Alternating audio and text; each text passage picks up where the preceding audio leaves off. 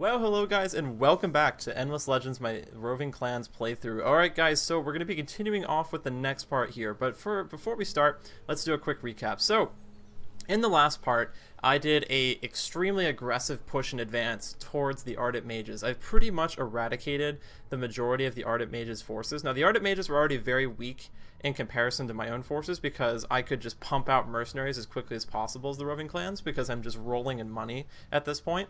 So I pretty much just rolled over their territory very quickly. I took out all of their cities right here, and I've pretty much eradicated at them at this point. Really, at this point, all I'm doing is I'm just going to be trying to play a little bit of cleanup here. I've got one major army coming from over here. This is my main army, basically. It's got a bunch of literally high-level daemons and also some high-level kind of like wolf people. The Teteki, I totally mispronounced that, but I've got ranged wolf dudes and daemons here, and they're coming over right now to go destroy these last two remaining cities. And then what I'm going to be doing next is I'm actually going to be moving this army back up to my home territories and heading it over here to meet up with this larger army. And then once they meet up with them, we're going to be having these two armies make a push against the Drakken territory. Now, we've already taken one territory of the Drakken, I believe, maybe two, and at this point, I'm really going for a military victory or a score victory, because I don't think I'm going to be producing enough dust in time for me to win economically, unfortunately. But, like I showed you guys in the earlier videos, the roving clans can be extremely dirty and, you know, just basically massacre people with their military might, because they can just pump out mercenary armies all the time because of the amount of dust they produce in the mid to late game.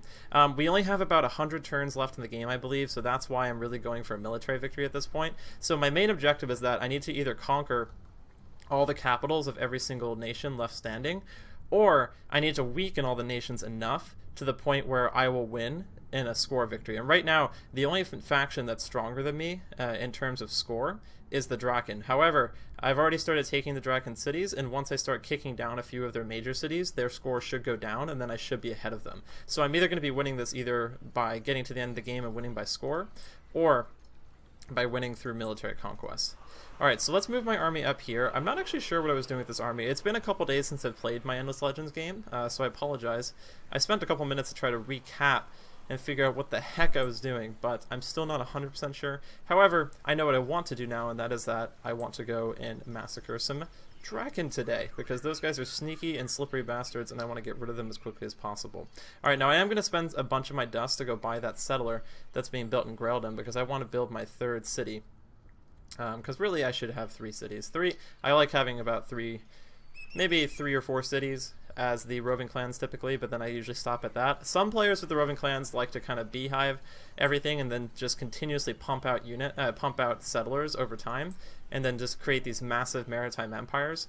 But I'm not a huge fan of that because it's really expensive. So it may end up paying for itself later, but really it kind of just depends on what you want. Some people like doing that and just having these massive sprawling empires, but I like making trade with the other factions if I can, and then having like 3 or 4 cities and then moving myself around if I need to. Alright, so we are on the next turn, and it looks like we actually can set up a new empire plan. That's very good. So, since I'm going for military conquest at this point, I should probably put a few points into empire plan development. So I currently have 1,200 influence points. So if I keep my current influence points in this stuff right here, that's going to give me a bunch of extra dust from trade routes and also just from my cities. And then down here, this will give me extra vision and also extra happiness. But really, we should really go for this. Oh, it's too much. Okay. Alright then. So yeah, let's stick with what we had then. So let's go with this stuff. I could increase the dust of my... that's tempting. Yeah, you know what? I'm going to increase the dust production of my cities. Or actually, I can't because that's way too expensive. Okay, never mind. Alright, we're going to stick with this then. Alright. Okay, so the population of Drakken has grown to 12. Wonderful. So, Drakken, you have lots of people now. That's great. And Drakken's currently producing a refrigeration plant, which I will need 2,200 dust to build, and we're not going to deal with that right now. So in Graildom, you guys will notice my dust production has dropped. Now the reason for that is because before I started this part, I actually moved over a lot of my workers to the industry side because I want to complete my Delusions of Grandeur quest, because once I do this... oh no, this is a side quest. Oh, I was looking at the wrong quest. Never mind. I don't care about the Delusions of Grandeur quest. I thought I was completing my faction quest for a minute, but then I realized I derped and I was doing my side quest.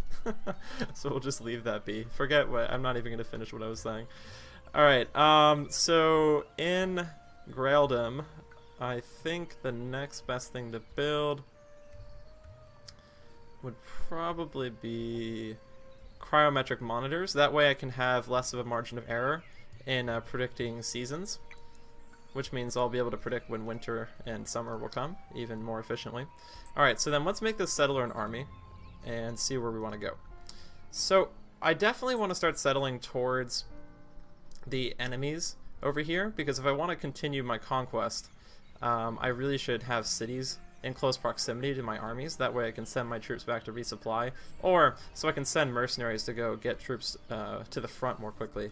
So a good place to put something would be like right in this area, because this area, it's practically adjacent to the Drakken border, and it's still adjacent to my own borders, which means that if I built roads here, I would actually get trade bonus from here, so I get a lot of dust from here. And also, there's a very nice spot right here that's going to give me a bunch of extra food. Unfortunately, if I built right here, I'm only going to get 6 food, which that's a decent start. If I were to be building in this location in the early game, I would not build here, just because I would say there's not enough food for me, because I like a lot of food. But since we're in the later game now and I have lots of buildings that I can build to produce food, this is not going to bother me that much. So, let's go grab my settler then and move him over here. It's going to take him about 2 to 3 turns, it looks like. About 2 turns, I guess. Oh. Oh, I am an idiot. Oh, I already have a 3rd city. I thought I had 3 cities. Okay. Alright, well that's good actually, because now that I built a 4th settler, that means I can expand even closer to the Drakken, and also towards my other enemies to the west. Alright, so we're going to settle this city over here. Okay. Now this city, if we're going to build something right here, we want to build even closer to that. This is actually a very resource-rich area. There's a lot of dust here. I could gain a lot of nice stuff. You guys, if I settled right here, I'd get a salt desert, which would give me an extra 2 food. This one, and I'd also settle next to this salt desert as well. Now, I would be blocked on the right a little bit because there would be a village right here. But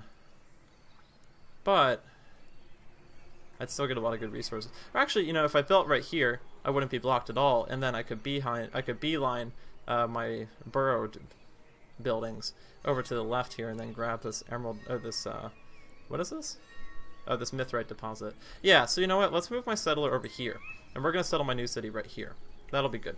And by building that there, I'm going to have this nice route. If I zoom out here, you guys will see it. I'm going to have this nice route that's going to go all the way through to right here, which is going to mean I'll have all these nice little roads going through here, so I can move forces along my borders very quickly and get them to the front line very, very fast.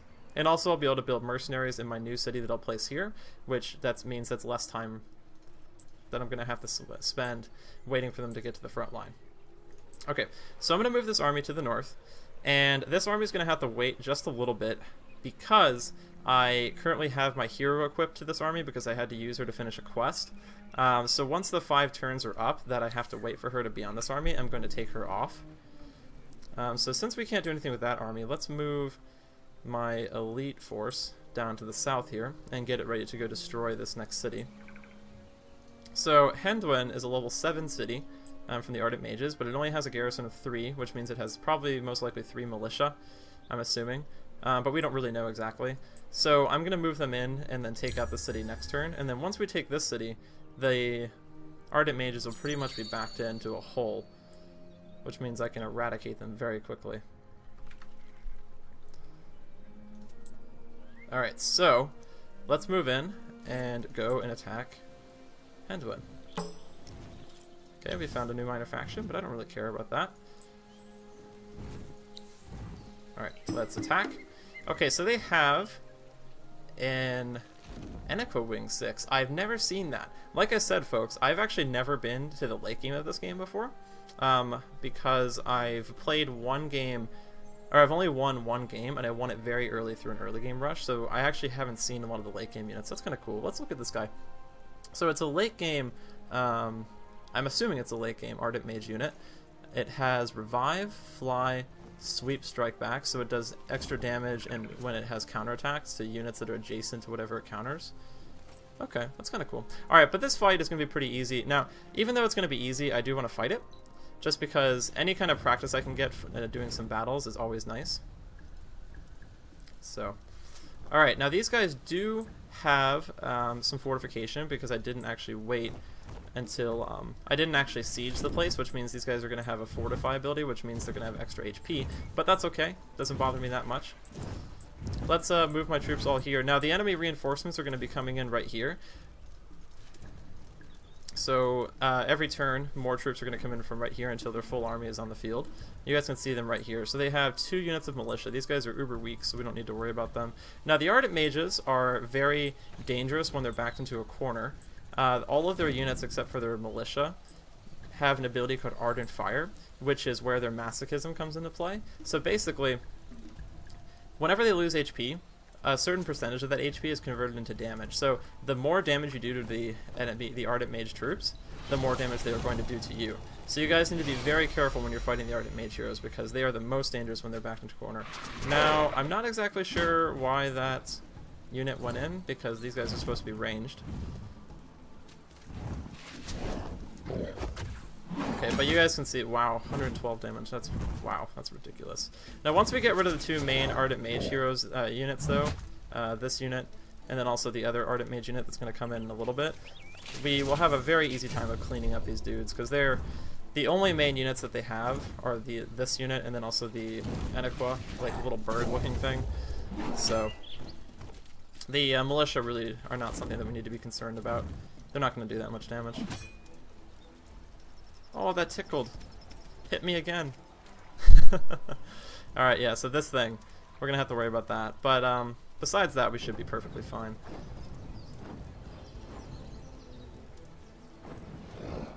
Oh god, that's a lot of damage. Oh my. Okay. Alright, well, we managed to kill that unit, so that's good. We do need to focus on this.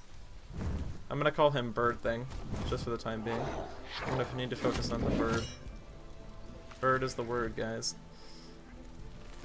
Okay, are we going to shoot? There we go. Good. Okay, so we managed to knock out the fortify on that unit. That's good.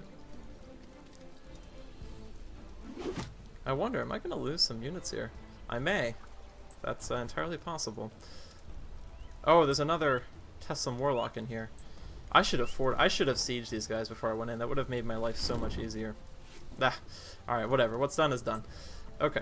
Alright, so we need to move those guys over there. I'm going to have my Daemon focus on... I want him to move over here, because if this Warlock attacks my ranged units, he'll probably massacre them. I only did 34 damage? Wow. This guy does 410 attack. That's ridiculous.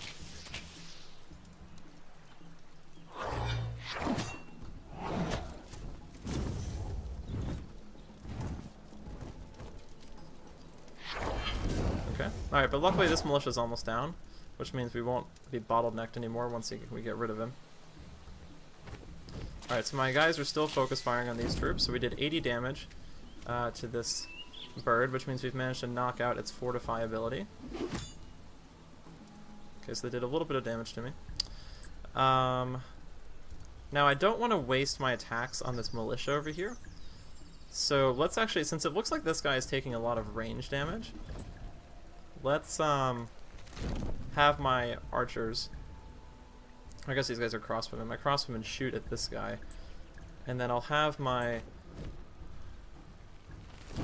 yeah, let's have my daemons go in here and attack the weaker units. Oh god, that was so much damage. I really don't want to lose this daemon if I don't have to.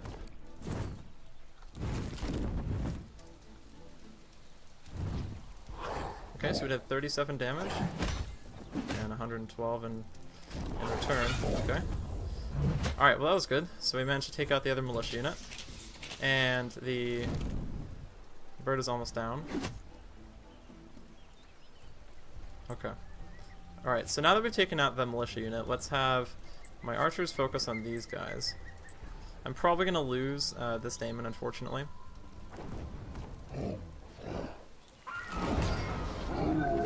Yep, there he goes. Okay. Alright, that's fine. We'll get another one next turn once we get some more money. Oh, and there goes that unit. Oh no. Ah, I see. Okay, so if you kill the unit, it looks like it turns into an egg, and then I guess it can revive if you don't kill it in a certain amount of time. That's a very interesting mechanic. I actually really like that. That's really unique.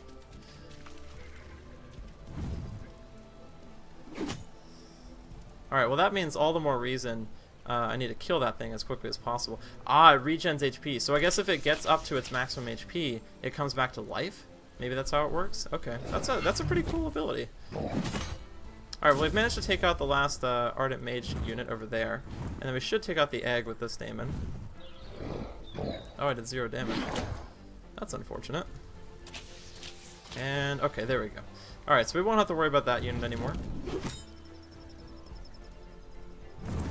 And we didn't win this battle this turn, but we will next turn, so that's fine.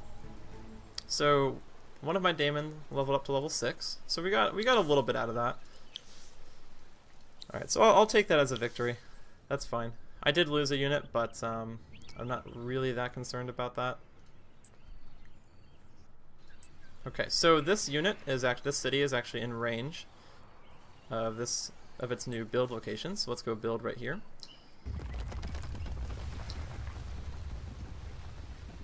Ah, it's the south. That's right. Okay, I totally forgot that I actually picked up the city and was planning on moving it. Okay, all right. So now that we've built to south back here, the next thing I'm gonna want to get is probably gonna be.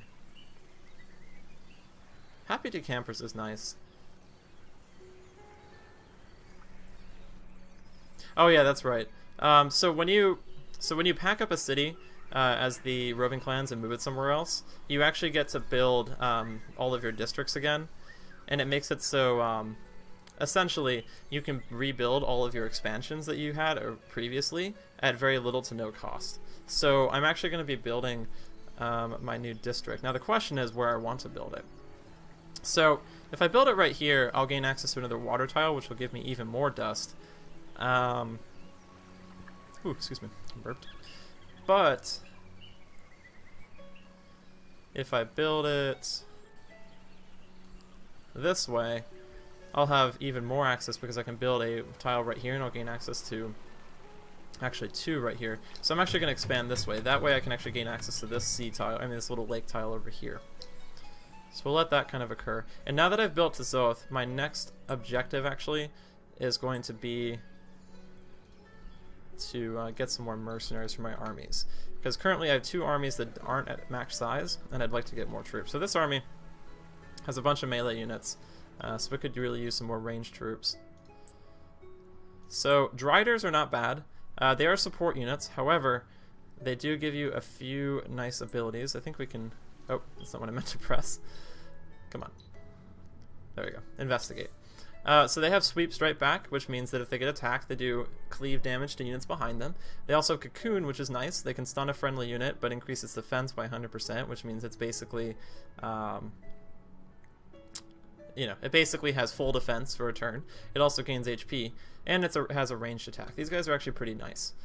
So I think I'll grab a Drider, and we're going to put them into Soth. That way they're closer to my units. And then next turn I will buy up this Daemon unit and move them with my new army. And move them with my army that's down here. Alright, so let's end turn. Achievement unlocked? Who? Me? What achievement in God's name is that? Raise a friendly city with privateers. Eh? Did I raise a friendly city? Oh. I guess it's talking about this one right here. It's like, what friendly city? I didn't raise one of my own cities. Alright, let's auto attack, and we've managed to wipe out the militia and completely take over this territory. Wonderful. Alright, so... Oh, they built a new city. I hate you guys. Gosh, I'm gonna... Alright. I just gotta move more quickly. Yeah, so they've actually built a new city, which means I will just move this army over here to go get rid of these guys, and then next turn, I'll, once I take out Mandara, I'll take out Tolilian. For some reason I can't speak today. And then that should pretty much eradicate the Ardent Mages for me. Okay, so now that we have enough dust, again, I am going to get another Daemon and put them into Soth. That way I can have some more units for my guys. And then I also should probably get another unit to replace my troops down below. The Arpuja are not bad. They have block, which makes it so they can block physical damage. They also have Range Slayer, which is pretty nice. They do more damage to ranged units. And Circular Attack is always nice. It means whenever they attack, they do cleave damage to units that are adjacent to them. So let's grab one of them and throw them into Soth. Alright, so now we're going to have a big army into Soth. So, nice thing is, as you guys can see here, I've built my first burrow expansion, and like I said, it's free. It's always the first one is free. After that, though, you have to build them again yourself, so keep that in mind. So now that I've built that, though, I'm going to build around it and try to level this district up to level 2. So the first expansion I want to make is right here, because I want to gain access to these 2 water tiles, because when I do so, it'll give me an extra 10 food and an extra 4 dust, or an extra 8 dust, which is really nice. Alright, and it looks like my settler has actually almost gotten to his location that I want him to go to, and he actually will be there next turn. So into Zoth, let's make this army new and move it down to the south to meet my armies.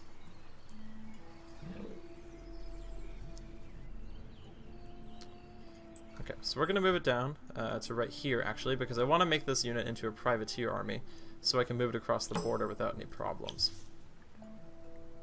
So we're going to make these guys privateers, which means they can move through enemy territory. Okay. And then, can I move these guys? No, we got to wait one more turn. Alright, let's wait another turn.